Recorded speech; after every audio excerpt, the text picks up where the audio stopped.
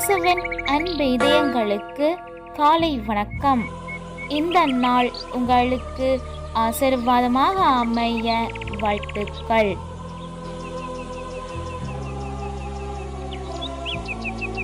இப்போதைய நாளுக்கான ஆசீர்வாத இறைவசனம் 1 பேதுரு அதிகாரம் 2 இறை வார்த்தை 24. சிலுவையின் மீது தம் உடலில் நம் பாவங்களை அவரே சுமந்தார்.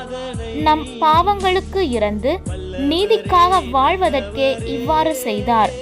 அவர் தம் காயங்களால் நீங்கள் குணமடைந்துள்ளீர்கள். அற்புதமே அதிசயம்.